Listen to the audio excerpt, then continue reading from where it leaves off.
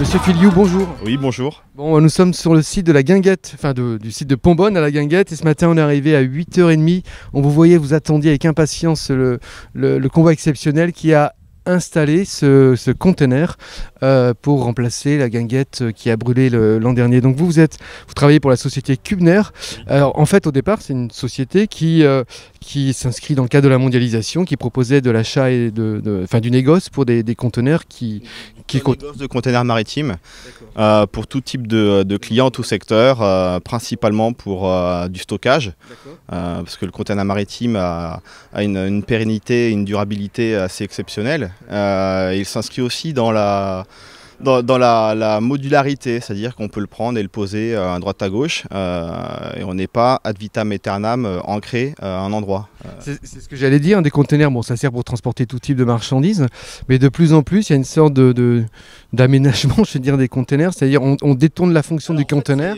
C'est assez vieux. En France, c'est un peu le buzz, ça arrive des pays nordiques, principalement pour l'habitation, mais après les industriels en fait s'en servent depuis très très longtemps pour faire des stations, soit des stations de filtration, des zones de stockage, des conteneurs d'atelier, des grands chantiers. Et c'est vraiment en fait un habitat déplaçable ou un volume qu'on peut poser pour un instant T et ensuite ailleurs. Ça se déplace pas non plus, ça se déplace facilement, mais il faut quand même s'organiser. Ça a été conçu pour partir de Chine, donc c'est vraiment conçu pour le déplacement. On a l'habitude des conteneurs qui sont déplacés par des grues sur les canaux, sur les bateaux, les navires et les trains. Et donc vous êtes chargé d'études à la société Kubner et vous avez été tout spécifiquement, je vais y arriver, chargé de travailler sur l'aménagement de ce conteneur pour la Guinguette. Par le biais de tous nos clients en négoce, on a aussi du coup beaucoup de demandes en aménagement. Et moi, mon rôle est de vérifier la faisabilité des demandes du client. Et ensuite, on est intégré avec SolidWorks pour faire une pré-étude en CAO. SolidWorks, c'est un logiciel de pré-AO. Voilà, c'est de la pure conception. On identifie tous les composants intégrés et ensuite on échange beaucoup avec notre partenaire, la chaudronnerie Calvé à Bergerac, qui eux en fait ont la maîtrise dans tout ce qui est chaudronnerie intégration. Et on fait des allers-retours comme ça et ça nous permet de verrouiller des beaux dossiers. Ok, très bien. C'est pas grave le son, ça passera. Juste par rapport au conteneur cet aménagement spécifique, est-ce que c'est quand même la première fois qu'on vous demande de faire une sorte d'aménagement pour la restauration ou ça vous... Pas du tout. Non, en fait... Il y a beaucoup de demandes concernant tout ce qui est guinguette avec des auvents, mais vraiment énormément de demandes. Je pense que c'est la visibilité avec le résidentiel qui est la plus perçue par le client ou par tout le monde en fait. Okay. Tout le monde occulte l'aspect industriel des dossiers. Ouais. Pour nous, ça représente 80%. Et l'habitation, on est plutôt sur 20%, c'est des choses beaucoup plus lourdes à encadrer. Il faudrait plus s'inscrire dans une démarche de constructeur. Voilà, nous on intervient sur des petits dossiers en habitat ou en préparation de structure, mais il faut toujours qu'il y ait un architecte, un rappel à la loi pour les clients. Il y a beaucoup de gens qui ne savent pas du tout tout l'écosystème normatif pour les dimensions, les surfaces par rapport au permis, etc. Parce que c'est assez récent du coup en France et du coup c'est pas encore pris en compte non plus côté conduction de travaux par les maîtrises d'œuvre. Donc en fait voilà, il y a beaucoup d'accompagnement pour que ça puisse encore se développer en France, mais on n'est qu'au début quoi. Alors est-ce que la société elle est située où? À Périgueux, de rue Alphée Mazieras, on est en face de la gare. Est-ce que c'est vous qui avez fait la Guinguette, enfin pas la Guinguette, mais le restaurant qui est au zoo de Lille, parce que c'est aussi des conteneurs, non, je pense pas. Pas du tout. Donc il y a d'autres. Oui, il y a pas mal d'acteurs sur le marché. Chacun a sa petite spécificité. Quasiment personne ne fonctionne de la même manière. Chacun a une fibre, métier aussi un peu attitré. Voilà, nous, on essaie de s'essayer à un petit peu tous les domaines. On est très performant sur l'industriel. Voilà, donc pour l'instant, ça se passe très bien. Ok, alors on va juste terminer sur le plan qu'on vous a soumis. J'imagine qu'on vous a soumis le plan pour le conteneur. Donc il a fallu travailler avec l'entreprise comment ça Calvé, la chaudronnerie Calvé. Il y a monsieur Rabier donc, du coup, qui nous a adressé son besoin avec les plans de l'ancienne guinguette. Moi, j'ai modélisé ça en 3D puis en PDF en 2D pour échanger avec monsieur Rabier, bien verrouiller les dimensions. Une fois qu'on est tombé d'accord sur son besoin, on a échangé avec Alexandre, Nicolas à la chaudronnerie Calvé pour verrouiller plus les parties structurelles, bien se reprendre sur les zones qui portent et qui tiennent la carcasse et verrouiller la faisabilité. Est-ce qu'il y avait des enjeux techniques ou peut-être un défi technique par rapport? En fait, quand on ouvre les containers dans tout un côté sur le long, en fait, le container est très très bien conçu parce qu'il peut être empilé jusqu'à 10 fois ou 9 fois. Il peut admettre 29 tonnes de charge, celui le plus bas. Et en fait, la tôle ondulée a le rôle de nid d'abeille en fait. Et quand on l'enlève, on baille. Le plancher baille, donc on doit se reprendre pour éviter que ça parte. Voilà.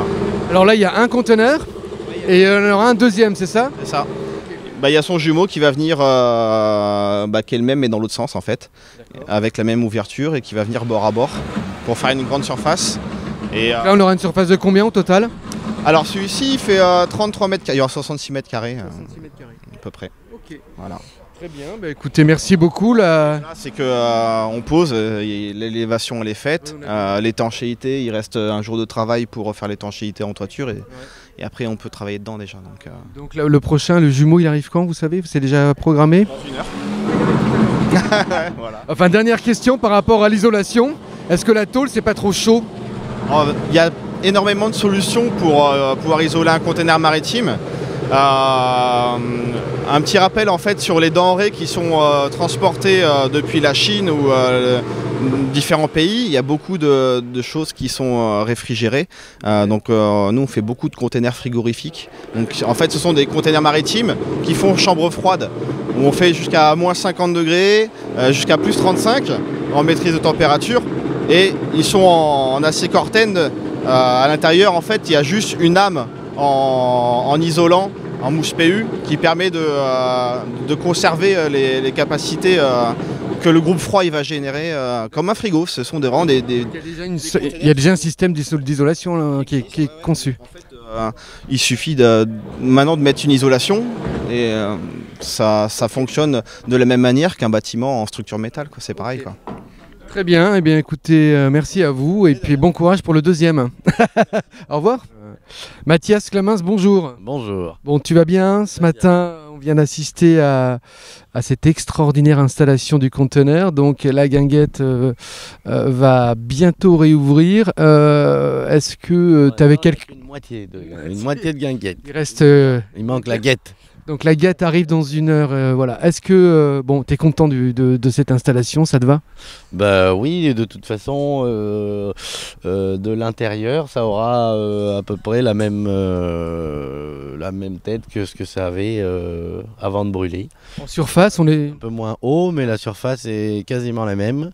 Et la disposition, du coup, les ouvertures sont à peu près les mêmes. On a même pu agrandir le pass, ce qui était un besoin déjà depuis l'année dernière. Et voilà, c'est juste un peu moins haut, mais la surface est la même. Okay. Tiens, et après, bon, de l'extérieur, évidemment, l'aspect sera différent cette année puisque ça sera de cette belle livrée bleu marine. Et en principe, l'année prochaine, donc après la saison, la mairie attaquera des travaux pour barder en bois et puis isoler peut-être un petit peu aussi par l'extérieur puisque cette année, ça ne sera isolé que par l'intérieur et on risque d'avoir un peu chaud.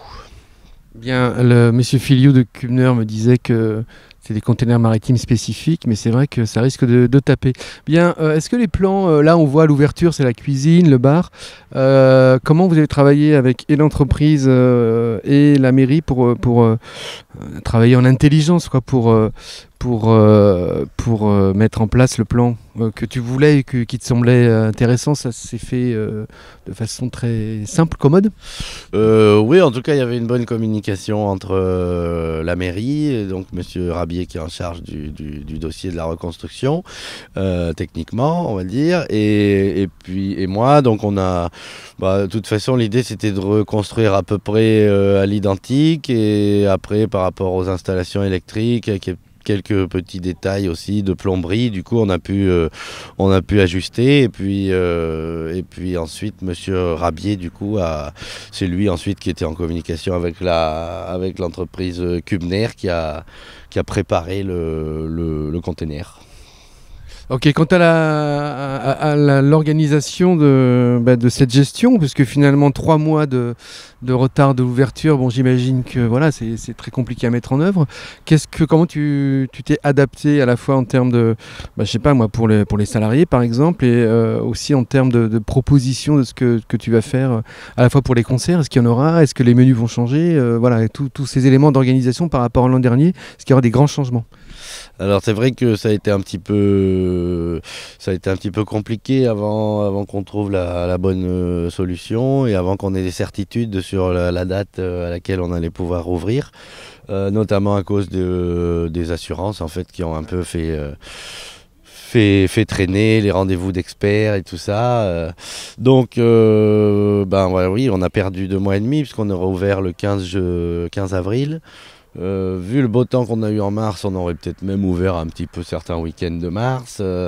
Donc c'est presque effectivement 3 mois de moins. Donc ça représente à peu près 30% du chiffre d'affaires en fait, donc de mi-avril jusqu'à fin juin. Et du coup, on a dû, donc nous on est 2 à être salariés en fait en permanence, et du coup on a dû mettre au chômage technique la salariée jusqu'au 1er juillet. Voilà, donc on a une petite aide de ce côté-là, de Pôle emploi. Et puis après, moi, ça y est, j'ai enfin pu, depuis 3 semaines, à peu près un mois, qu'on a un peu des dates précises.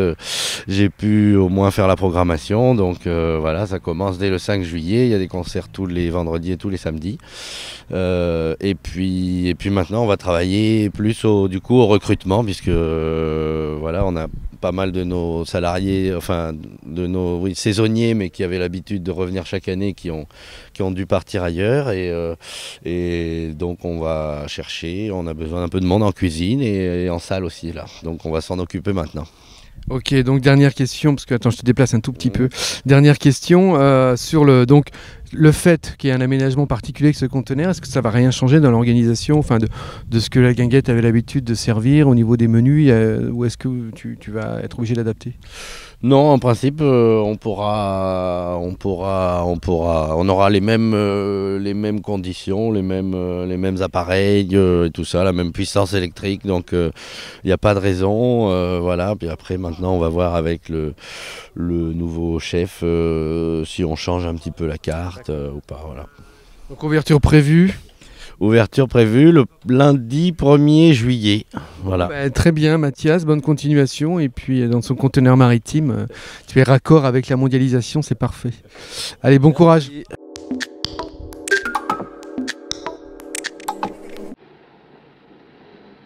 You don't know what we have.